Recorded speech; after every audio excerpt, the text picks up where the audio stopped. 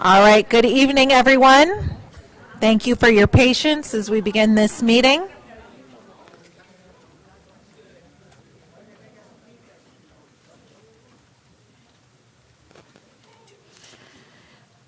Good evening. It is August 15th at 5:35, and we're calling this regular meeting of the Wake County Board of Education to order. And I'd like to welcome those of you that are watching at home and those that are here in person.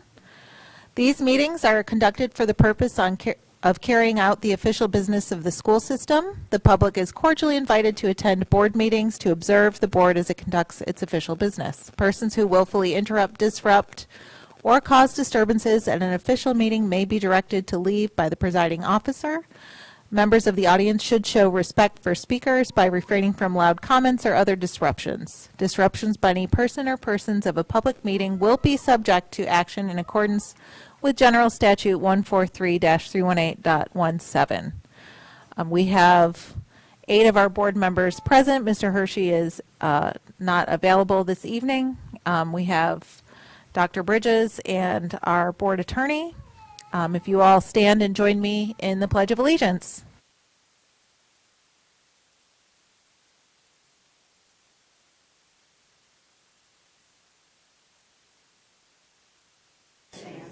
One nation, under God, indivisible, with liberty and justice for all.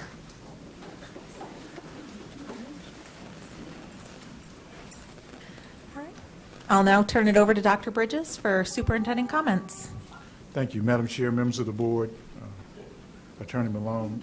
First, I'd like to introduce Sashi Budala, our new Chief Technology Officer. There he is back there. Started work yesterday, and we're glad to have him and welcome. On Saturday, August the 19th, in partnership with the town of Cary and the National Amateur Sports, we are staging a football kickoff event at Wake Med Soccer Park. The event, which is sponsored by the U.S. Army, will showcase 4 Wake County Public School high schools in their season opener.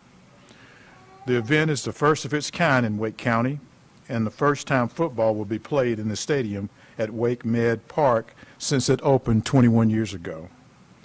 At 4 o'clock, Millbrook High School will play Apex Friendly High School, and at 7:30, Fuquay Arena will play Middle Creek High School. All board members are invited, and I hope the public will attend this event. Thank you, Madam Chair. All right. Thank you, Dr. Bridges. I already got my ticket, so I'm ready to go. I know Ms. Johnson-Hostler will be there. You're out of town? Oh, no. All right. I'll wear extra orange for you. I don't have many comments today. I just do want to thank all of our school district employees. We've heard about shortages during our work session, especially when it comes to transportation, and I just want to take a moment to thank each and every person that works for Wake County Public Schools. And we're getting some kind of an alert here. Flash flood. All right, we're good. Thankfully, not a tornado warning.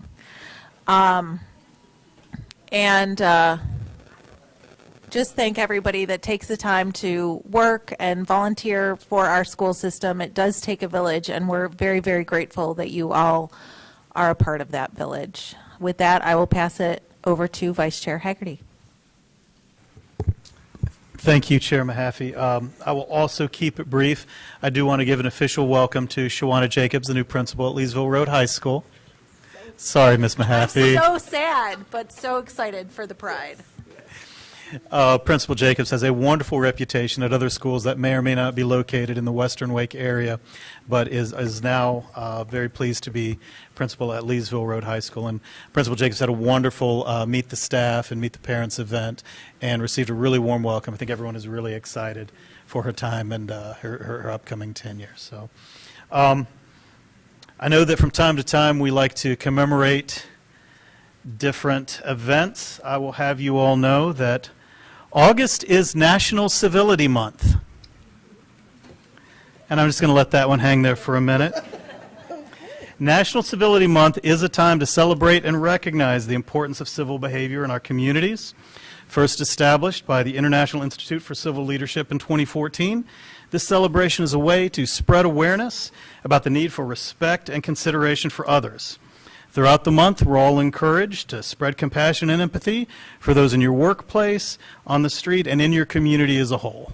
And again, I think we do a good job on this board of practicing civility and respect for each other, and I just want to encourage that in the greater community at large. Thank you very much. All right. Let's start with Dr. Ng. All right. I'm not used to starting first. Well, good evening, and let me pull this up. I hope that you all are coping with the extreme heat as best as you can. I know many of you are dealing with failing HVACs at home, and you know, we're dealing with that here in our schools as well. And so we're doing the best that we can. We are aware of your plight, and we're hoping that we can solve these issues as soon as possible. So that all the students can learn in comfort. Since our last board meeting, I have had a pleasure of visiting 2 schools in District 3. Mr. Tunstall, the principal at Pleasant Union Elementary School, was very gracious to give me a tour of that school. It's a precious little gem tucked away in the woods. It's got a dedicated teachers, but even more importantly, they've got a dedicated parents who have made that school shine. I also had a chance to visit Durant Road Middle School, and even though the school had just started, Principal Faircloth was kind enough to steal some time away from her busy schedule to show me around. I was able to see the agricultural elective class in action, and my understanding is that they hope to expand the classroom size and also transform the adjacent courtyard into a garden. And they are even thinking about adding a chicken coop. I was also able to learn about their approach to career and technical education. I have offered to be available if they ever want someone to talk about the career in healthcare. I would love a chance to explain how I got from being an immigrant with little knowledge of English to a physician taking care of the sickest patients. A lot of it is hard work and perseverance, but the first step is to have a direction. So Zig Ziglar once said, if you aim at nothing, you will hit it every time. So I commend the efforts at Durant Road Middle School to get the students to start thinking about career options. It's never too early to think about your future and what it takes to get you there.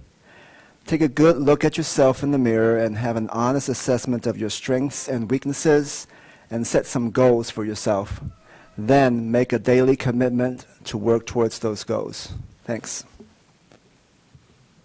Ms. Edmonds? Thank you. I want to join Chair Mahaffey in thanking not just our current staff and bus drivers in particular, but a huge thank you to all the people that have applied to be bus drivers. And no matter where you are in that process, I want to extend my sincere gratitude to all of you for stepping up to serve in that critical role. Congratulations to winners of the STEM Schools of Distinction.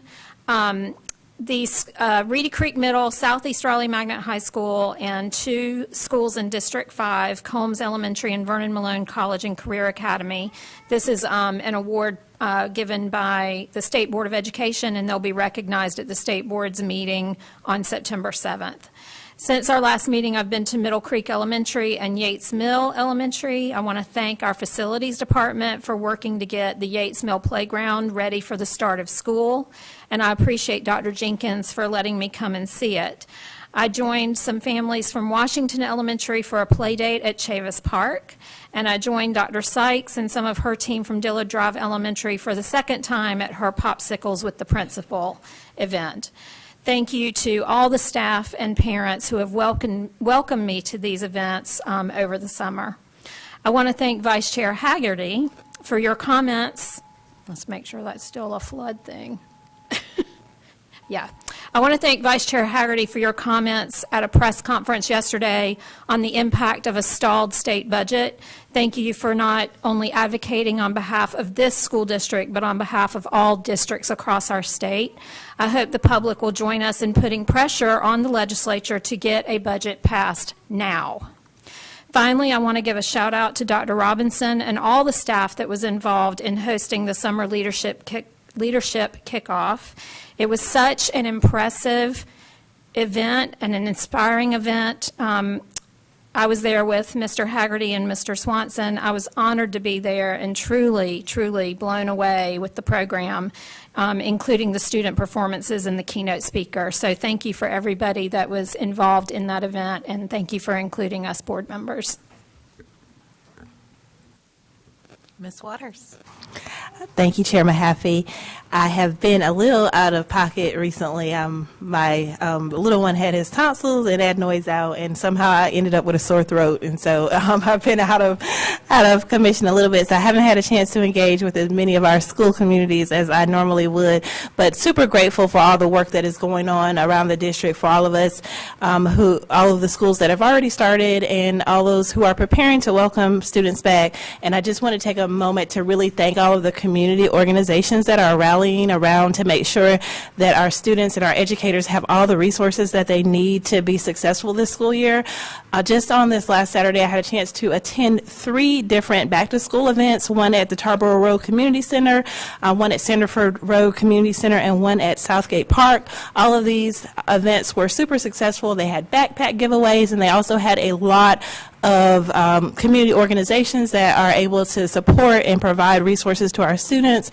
I saw every organization from Advanced Community Health, Oaks and Spokes, Zeta Phi Beta Sorority Incorporated, lots of wonderful organizations who are doing important work to make sure that our students are prepared to go back to the school year. So just wanted to acknowledge that wonderful community spirit to make sure that it is a successful year, especially as we see economics really impacting our families in a really really strong way this school year. So thank you for all that work. And if you are interested in supporting students and their needs, there are a list of organizations that provide all kinds of resources. So I hope you will consider supporting one of those amazing agencies. Thank you. Thank you, Ms. Waters. Ms. Can to support our teachers in our classrooms. I know Mr. Hershey is not here, but he was also there, and for some of the time, he actually had his son come along with him.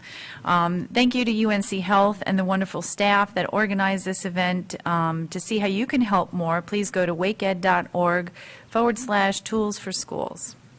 I also had the pleasure of meeting our Wake Forest Boys and Girls Club, which they kind of filled me in a little bit about the history of it. And it was established in Wake County in 1967, but it's been around nationally since 1860. Thank you to Mr. McLean, Miss Heather White, and Miss Ashley for the tour. The club is more like a family for these kids as they grow up with the same mentors year after year. They themselves have been running the club for anywhere from 10 to over 30 years, and you can see they simply just love being with those children. What I loved about it is how the community comes together with donations and supplies from anything from private individuals, corporations, the town itself, and even local companies like Page 158 had just done a drive and donated all the books for the children there. It does take a village, and it truly was the community coming together with support. They have a lot there to offer the children there. They have art room, library, gym, anything from academics to sports, and I could see why the children really love it there. The room was filled with laughter, cheering, and lots of energy, both from the staff and the children. They partner with the Soccer Foundation, Soccer for Success for the 3rd and 4th graders, ice hockey with Capital City Crew, where they can earn scholarships. They have teachers volunteering to help them there with their homework, a computer lab, endless games, so there's something there for everybody. Ms. Ashley shared with me about her wonderful success with the art program. They won a photography award, a congressional award from our very own Deborah Ross. They have artwork in D.C. right now. And they also won a Chips Ahoy championship and have 9 teams that went to Dallas National Keystone Championship out of 1,400 students nationwide. Some of these teams were able to meet politicians firsthand, which is a great experience for them to learn what it is like to not only see the people live and in action, but also reflect in seeing themselves in those roles. They have a Youth of the Year Sloan Scholar, and they hang the plaques up on the wall. So not only do the younger kids get to see like what they could work towards to get for these programs, but they also get to see the people who have their plaques on the wall. They get to see themselves there and what they've achieved. Right now we have, one of them is our 3rd grade teacher here in Wake County, and another one is at ECU. So it's nice to see their successes there. There are 7 clubs in Wake County. 5 of them are in Raleigh, 1 is in Zebulon, and 1 is in Wake Forest. And they host school-age children anywhere from the age of 6 to 18, and they're focused on youth experience and driving them to success. They're open from 8 a.m. to 8 p.m., and they also have a summer program, and it's all for $7.50 a year. So I highly recommend checking out what your local Boys and Girls Club can offer your family. And not that I'm ready for pumpkin spice just yet, but they do a Gobblers Run each year around for Thanksgiving, and they have well over 2,000 people attending to raise money. So please put that on your calendar for this year. It's their 17th Gobblers Run from 8 to 9 a.m. while your turkey's in the oven. Hope you can check out their program in your area, and I appreciate all they do for our students. Thank you. Mr. Swanson? Thank you, Chair Mahaffey. Excuse me, can't take these off. I first want to start by saying congratulations to our semi-finalist principals and APs of the year, and there are some outstanding candidates that are across the district and some great principals in District 9 that I will shout out, or you can go and see those for themselves. But just grateful for those principals who are preparing and doing the work to get their school year back started. Since our last meeting, I've been all over District 9 trying to get out and visit schools that I did not get the opportunity to visit last school year. I had the pleasure of attending Laurel Park Elementary School that used to be in Chair Mahaffey's district. I'm sorry. disregard that comment. But anyway, I was there at Laurel Park with the introducing the new principal, Principal Lovett, who is going to do outstanding things with Mr. Enns. I also had the opportunity, which these two schools were used to be in Mr. Haggerty's district, Morrisville Elementary and Carpenter Elementary School.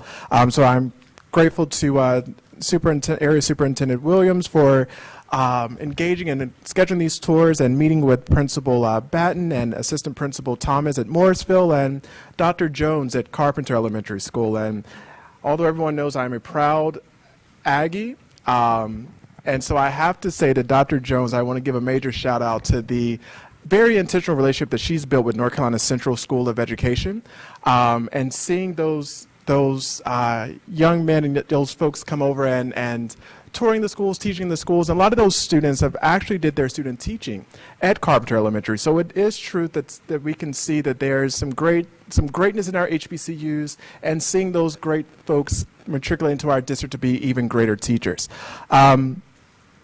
Also on September 9th at 9:30, I'm hoping members of District 9 community will join me at Esteemed Coffee for my coffee chats. I will be posting that more when the time comes. So 9:30 a.m. to noon, you can have some coffee with me to hear some of the concerns in District 9 and give you some updates of what we're doing. And I will also announce that at the next board meeting. So those are my remarks. They're short and sweet, and wishing our families that will start school in the next 2 weeks a very successful school year. Ms. Johnson-Hostler. Thank you very much. Also very brief, and again, thank you, as I said during our work session, for our families, our employees who are being patient as we continue to figure out solutions to our ongoing transportation problem, which directly impacts our educational success of our students. So thank you for your patience, and more importantly, thank you to a number of principals, educators, and parents that I've met with literally over the last 3 days, who provided me with a dearth of information, much of what I described earlier today. Almost every piece of feedback or option I gave today was based on those meetings. So again, thank you to those community members for sharing their experiences, but also their recommendations, and hopefully we'll continue to provide as many options and opportunities as possible for the district to explore. And it truly does take a village, and our community is really showing up in a great way to do that. As is our community, and our partners are continuing to show up to support our schools. Particularly now we're in this last board meeting. It was thanking people for the work that they've done for our year-round schools that have begun. And now there are numerous community partners, including the North Carolina Foundation for Public School Children, who will be working with Helping Hands this weekend to also give out book bags. So thank you to our many, many partners who are continuing to prepare our students who will start the traditional school year in literally 2 weeks or a week and a half. So thank you for getting those kids and those families prepared and ready to start school at the end of August. Also, thank you to my amazing sorors of Alpha Kappa Alpha Sorority Incorporated and the other members of the Divine Nine Greek organizations who have so willingly begun to open up our schools, to be there to support our students and provide mentorship. And last time I only mentioned the churches. I was so nicely reminded that there were several Greek organizations who were also at many of the first day of schools for our year-round schools, which gave me the great opportunity to remind them to also be there for the opening day of our traditional schools. But again, the number of partners who are supporting our community, especially for those of us who sit at the table and often don't get to hear the appreciation from our community members, it is certainly great when we see them showing up for our entire school district and our school community. So thank you to our community partners. Lastly, thank you to Wake Tech and the Advanced Auto Parts Foundation Scholarship. They awarded students from, and I'm saying this because it was one of the students was from South Garner, but scholarships to become technicians at Wake Tech. They are Wake County Public School students from South Garner, which is in my district, Green Level, East Wake, and Knightdale High School. So again, thank you, Advanced Auto Part Foundation, for the scholarships to 5 young people in Wake County Public Schools. That will conclude my comments, Madam Chair. All right, thank you, Ms. Johnson-Hostler. We now move on to approval of the meeting agenda. Is there a motion to approve? So moved. Second. All right, we have a motion and a second. Any questions, comments, concerns? All right, Seeing none, all those in favor, please signify with a sign of aye. Any opposed, nay? All right, we're now going to move on to public comment. Speakers commenting on the items of tonight's agenda will be heard before speakers commenting on other topics. All other speakers will be heard in order of sign-up. If the public comment portion of the agenda exceeds 30 minutes, board policy states that the chair reserves the right to conduct other board business before inviting the remaining speakers to the podium. Members of the public are welcome to offer comments or criticism directed at substantive ideas, actions, or procedures of the board and individual board members. The laws and policies of North Carolina provide that issues or concerns involving individual personnel and individual student matters are confidential and therefore not appropriate for the public comment setting. Those offering comments to the board, including students, may discuss issues and matters of general concern. Concerns related to personnel issues or student matters may be addressed through applicable WCPSS personnel, the grievance policy, or other applicable policies. In the interest of maintaining civility, since it's the month of August, and decorum, speakers are encouraged to address their comments to the Board of Education and to refrain from personal attacks and insults directed at the board, individual board members, staff, or members of the general public. Please remain at the podium during your speaking time.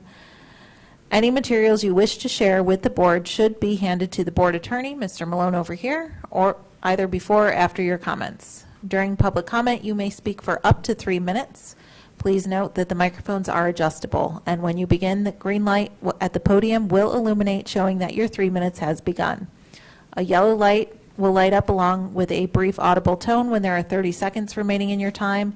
And when your speaking time is up, you will see a red light and hear a tone. And when your time is up, the next speaker will be called to the podium. Speakers are asked to respect the time limit and speak for no more than 3 minutes. You may choose to speak for less time. We have 12 folks signed up. All are on topics that are not a part of tonight's agenda, and we are going to start with, and I'm going to editorialize a little bit here, the fabulous Laura Wood, who is one of our teachers in Wake County. Thank you so It's much. agreement up here, Miss Wood. Thank you, ladies. Good evening, Superintendent Bridges, Chair Mahaffey, and board members. My name is Laura Wood, and I am the Environmental Connections Integration Specialist at Lincoln Heights Environmental Connections Magnet Elementary School, and I am also a member of the Wake Green Schools Partnership. Our partnership has been working very hard for the last 4 years to engage Wake County educators in sustainability and environmental literacy education with professional development opportunities. Additionally, we've been discussing how the district can be more green. I have been with the Wake County Public School System for over 17 years. In those years, there has been great forward progress in environmental protocols. We now have a no idling policy for buses, district-wide commingled recycling provided by Wake County Solid Waste, compostable trays in our cafeterias, water bottle filling stations, and more. We have schools that are recognized as Wake County Soil and Water Conservation District Watershed Stewardship Schools, U.S. Department of Education Green Ribbon Schools, and we are a U.S. Department of Education Green Ribbon District. All of these examples and accolades show just how far we have come.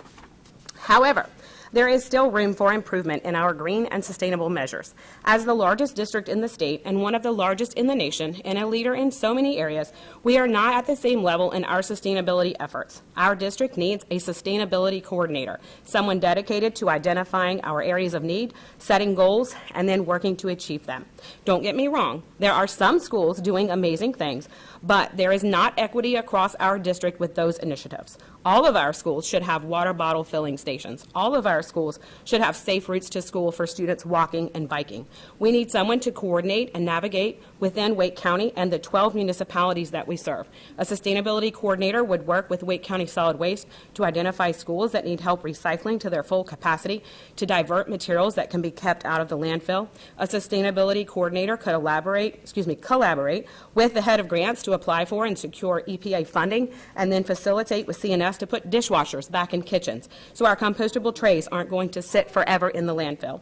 A person in this position could work with schools that have issues with stormwater runoff to apply for grants from the City of Raleigh or their municipality, and coordinate with facilities to have rain gardens installed. We could increase the number of students able to safely walk or ride to school by working with Safe Routes of Wake County. We should be removing invasive plants where we can and ensuring that native plants are planted where possible in remodels and new construction projects. These are just a few examples of the many possibilities that exist. Please consider creating this position in order to advance the district as a leader in green and sustainable measures, the same as we are leaders in so many other areas. This ties into our new strategic plan and strategic priority number 3, effective operations, facilities, and services, core belief number 7. All students and staff deserve to work in optimal learning environments supported by sufficient resources, well-maintained facilities, and sustainable operational systems. I will be sending you a follow-up email with links to other districts to share with you. Thank you. Thank you. Our next speaker is May Mitchell, followed by Colleen Miller.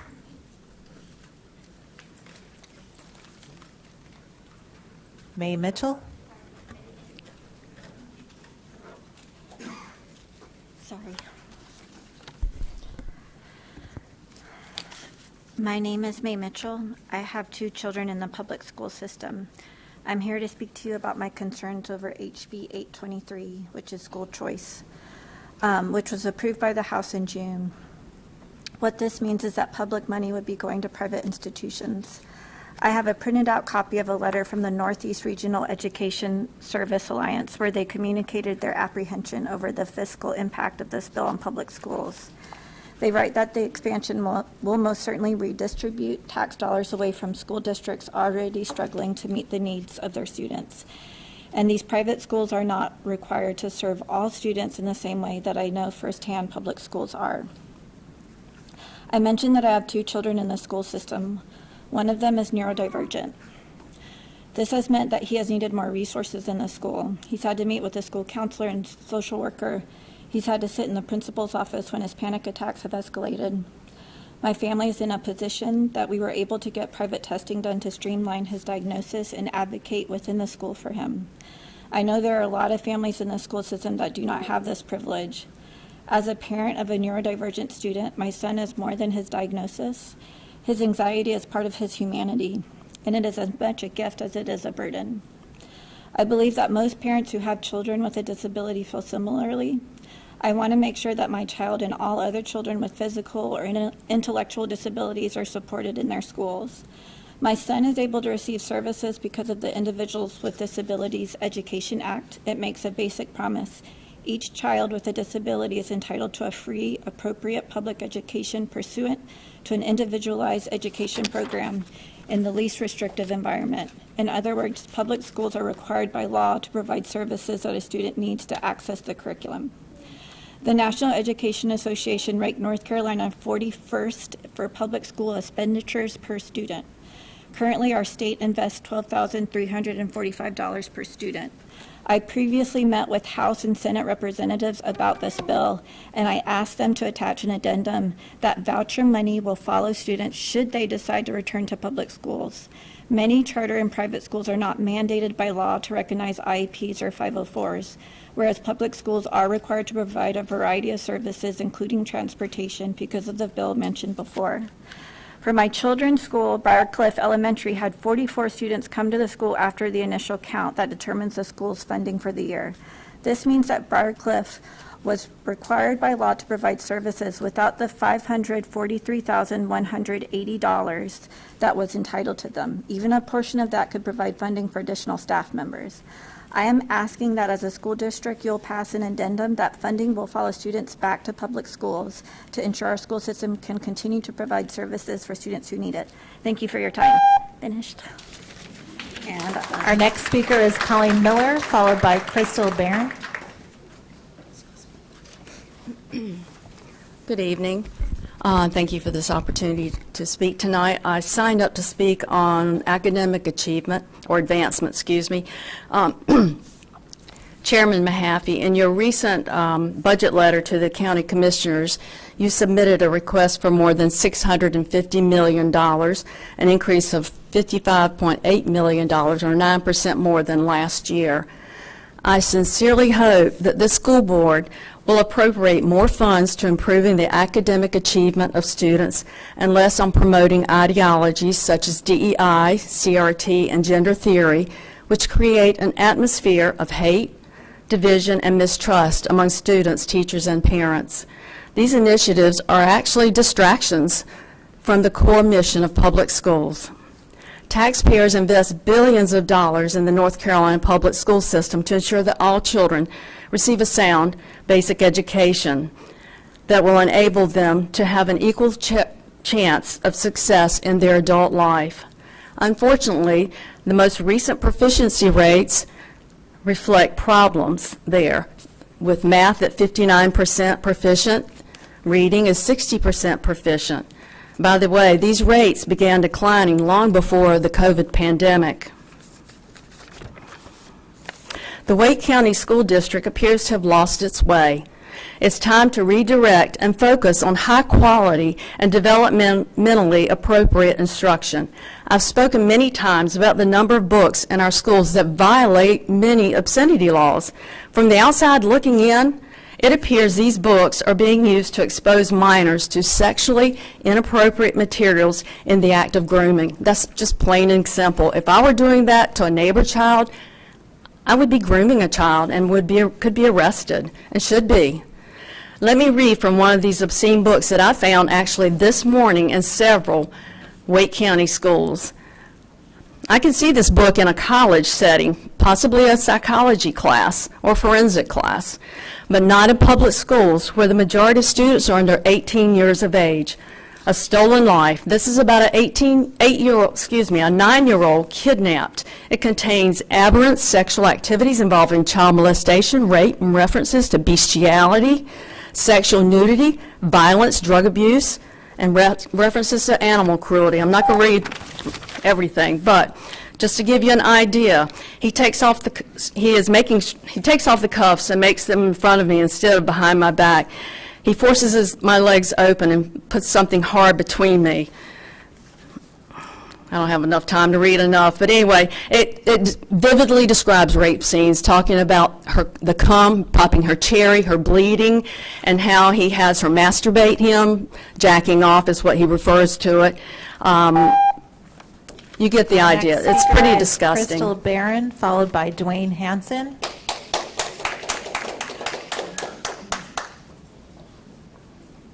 Crystal? No? All right. Dwayne Hansen? Okay. Eileen Allen, followed by Robin Livingston.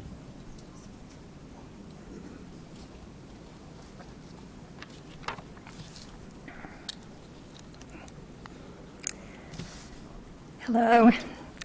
Wake County Public School System is a sanctuary for pornography outside of the reach of the law. Month after month, and now year after year, your neighbors have presented irrefutable evidence of age-inappropriate pornography found in the schools that you supervise. And this is not a case of a few isolated books, but a long list of offenders. The sheer numbers indicate that this is a focused, aggressive campaign to normalize aberrant sex.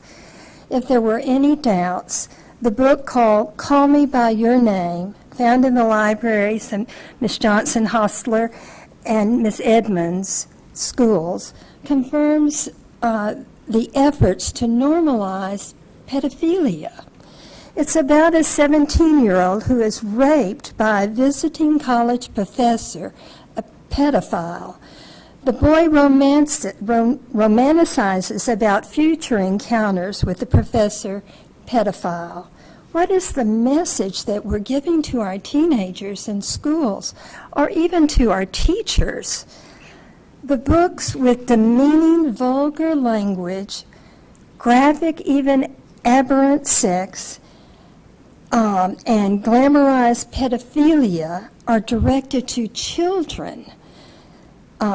This would be a crime outside of schools, but those schools are exempt from North Carolina laws on pornography. Your conscience are not. You are accountable. You are culpable. You are the provider and protector and promoter of pornography.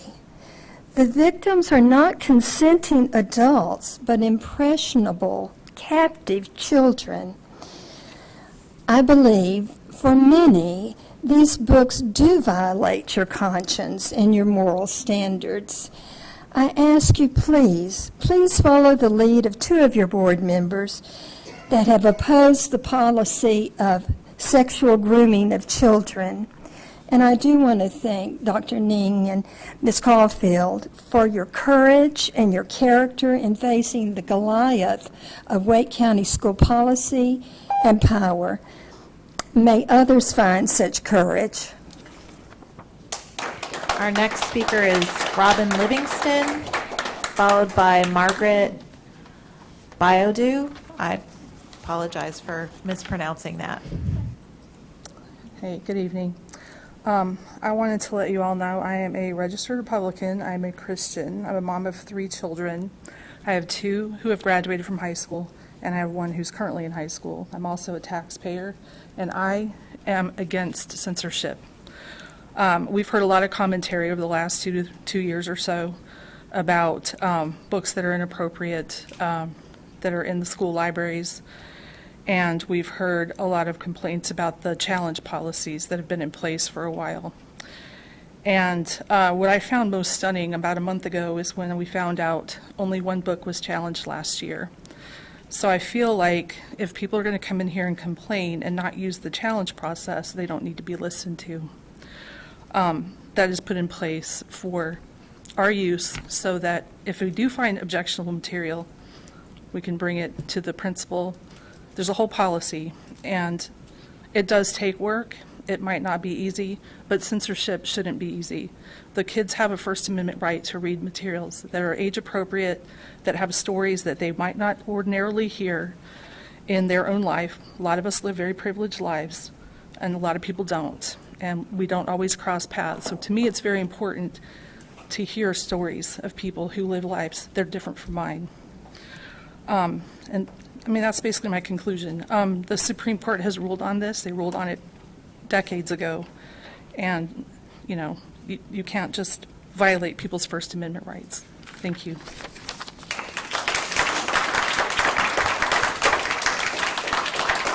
Our next speaker is Margaret. You will correct me, and I'll probably still get it wrong, and I apologize in advance. Followed by Jamie Livingston. Hi, thank you, board members, for giving me the opportunity to speak. I'm the product of fundamentalist, unregulated homeschooling in Wake County. I'm also the mother of 2 K through 12 aged kids in Wake County. As a military spouse, I've had the opportunity to have my children in schools around the country. I've been a substitute teacher and a volunteer. I'm lucky to be the mother of 3 LGBTQIA+ children, and also of my youngest, who is a medically complex, exceptional child. As the parent of a nonverbal child, I can say that it is essential for a child to have access to communication services in order for them to access a free, appropriate public education. Inclusion and equity are also key components for all children to be open to a learning environment. This is especially true for children who cannot advocate for themselves, no matter their age. Learning language inclusivity is incredibly important for children with communication challenges, both for themselves as well as for members of other and overlapping minority groups. As a teen mom, I can attest that sex education is extremely important. Having a degree in both psychology and sociology, I can tell you that sex education helps to prevent and identify child sexual abuse. This is incredibly important for all children, most especially those who cannot advocate for themselves. Our children need to learn about context. Taken out of context, a lot of things are inappropriate. In context, these are important learning tools for kids, especially children who cannot advocate for themselves. I want to encourage the board to continue on a path working towards equity and inclusion for all students. My son and every child has a right to see his family and all members of our community represented and to see them all treated with respect and dignity. Thank you. Our next speaker is Jamie Livingston, followed by Jennifer Labs.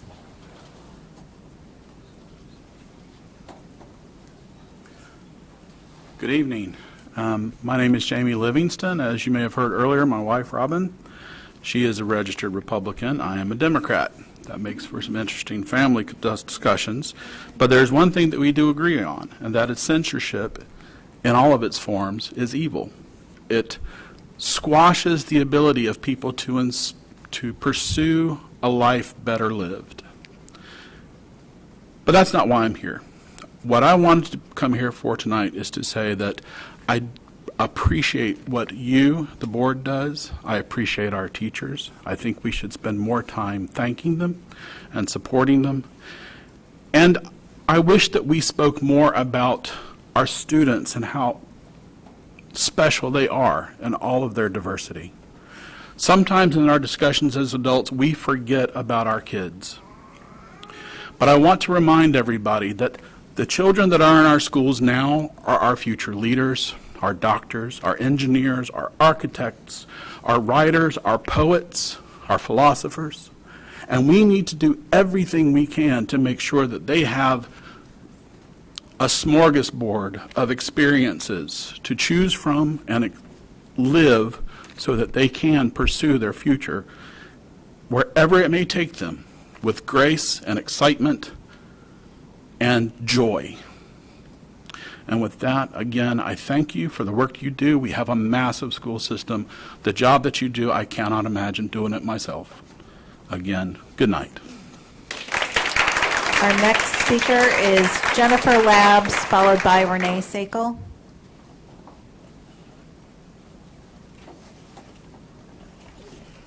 Hello, my name is Jennifer Labs. I'm the mother of 2 kids attending Ligon Middle School this year. I'm the wife of a teacher at Wake County at one of our high schools, and also a member of Public School Strong, a network of hundreds of parents, grandparents, community members all over North Carolina who have come together to advocate for honest, accurate, safe, equitable, and fully funded public education for all of North Carolina's children. When my children were in the 1st grade, I remember their principal, Miss Pelton, saying to me, her goal for every student is to feel safe and loved. This resonated with me and the rest of their elementary school experiences, and I will carry her message forward as I continue to support Wake County schools.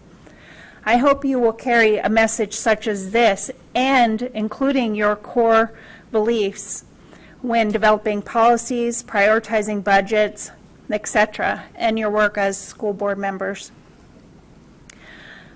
I would also encourage you to have a web page on Wake County Public School System's website with community education on how schools are funded, the roles of school board members, and the superintendent's function, and what communities do and what committees do in the process.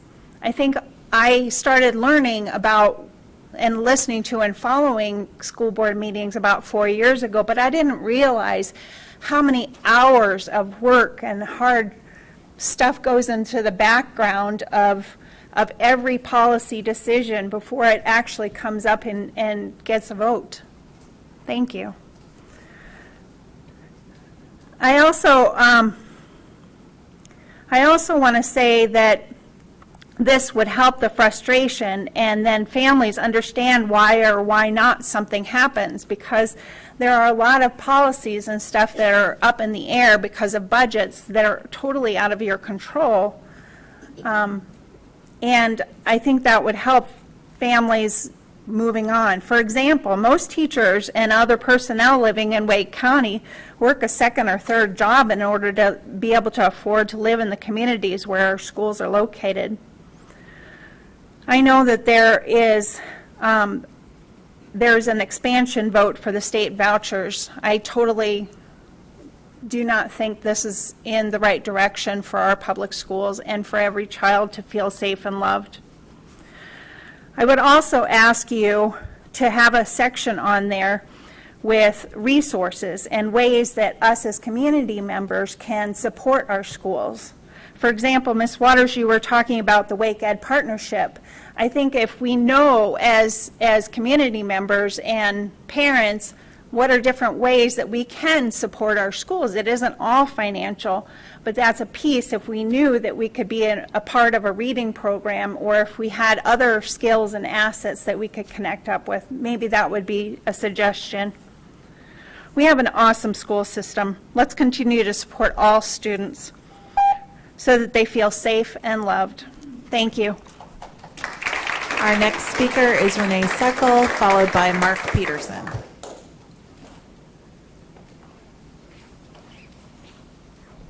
Hello. We started school shopping today. School starts for my traditional calendar kids in less than 2 weeks, and I'm not ready. But it does have me thinking, as I have one child still in middle school, one entering high school, and God help us all, one child entering their senior year. You know, I'm feeling all sorts of sentimental about the experiences that they've had in the Wake County Public School System, where they have spent the entirety of their school careers. And I just cannot adequately express the gratitude that I have. You know, not every teacher has been a perfect fit. Not every classroom has been wonderful. But by golly, my kids are prepared. My eldest child got to go to a college program at a college this summer, and they were very, very well prepared for the classes that they encountered there.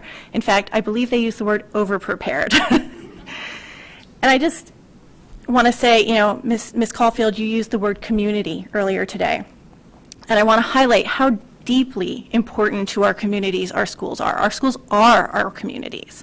My kids were proud Dolphins, and now one of them is still a Panther, and I have 2 Falcons. But I remember all those years where, God, I had to chase them around science night or take them to movie night or, the worst, work the dance.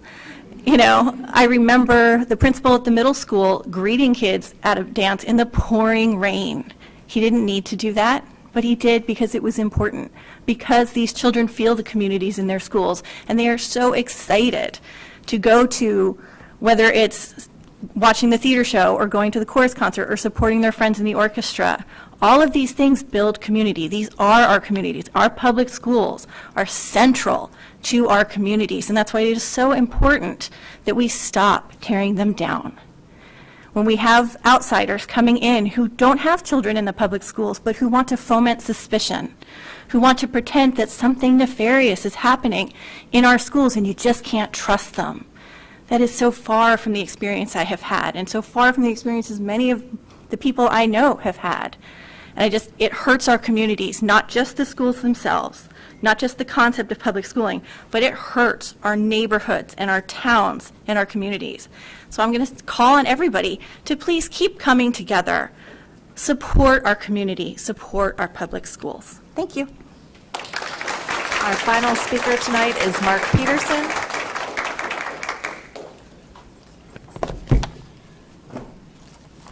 I brought my stack of Dr. Seuss books again. I want to remind you one more time, there is a precedent for banning books. There are some banned books.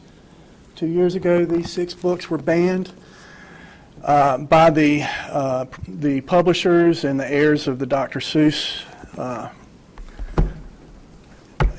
I've read every one of these books. And the excuses I've heard for these books is that there's some pictures and some words in there that may be offensive to some people and may harm some people. And I respectfully disagree with the decision to ban these books. The people who say they are against censorship, I don't remember anybody coming up and speaking out and saying these books belong in the schools. I happen to believe some of these books actually are very good at teaching diversity. They teach critical thinking. They teach kids how to rhyme and have fun doing it. But they've been removed from the libraries for some reason. They haven't been officially removed.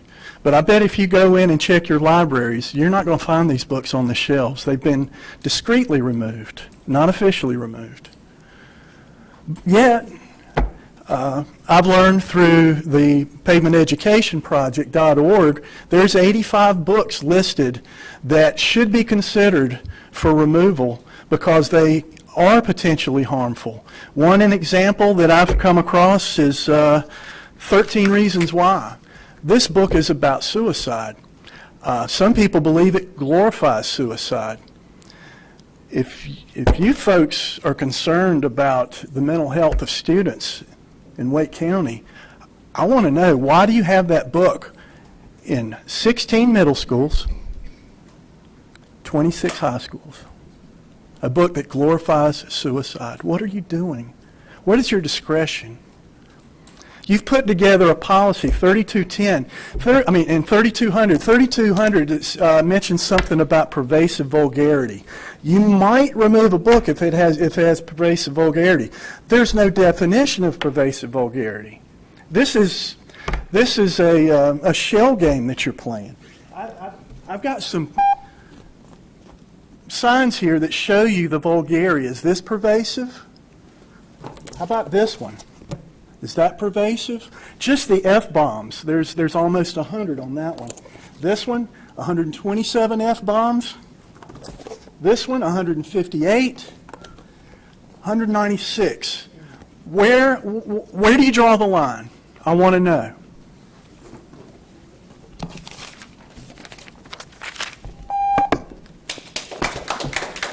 All right, this concludes public comment. We now turn it back over to Superintendent Bridges for the superintendent updates.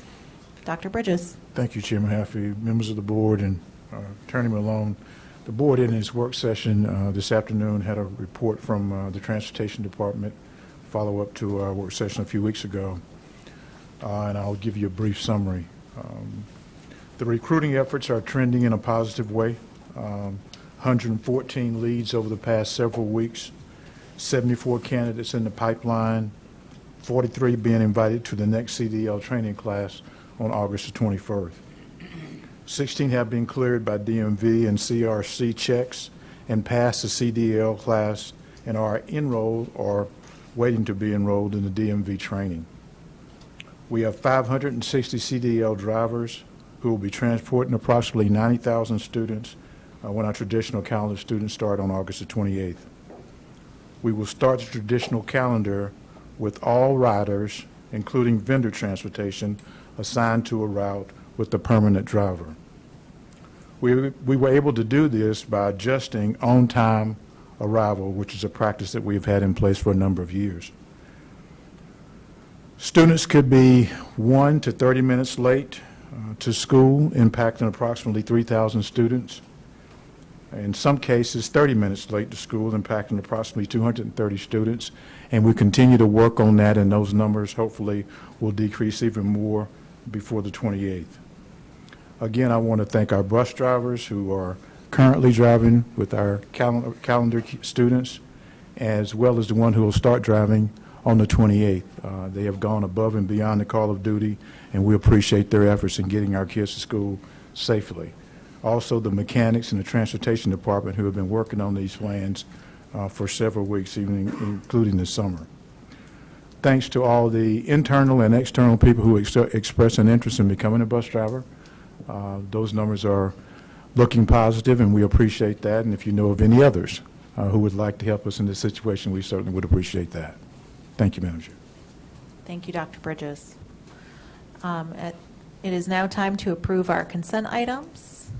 Is there a motion to approve this? So moved. All right, we have a motion and a second.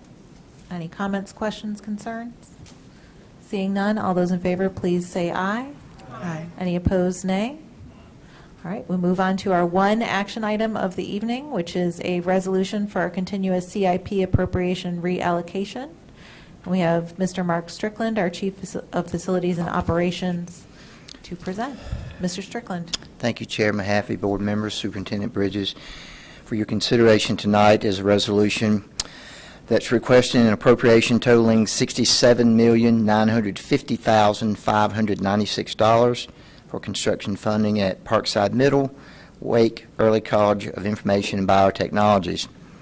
Also, a reallocation of $35 million from Parkside back to the Swift Creek Elementary project, and that's needed to refund a previous reallocation approved by the board in July of 2022.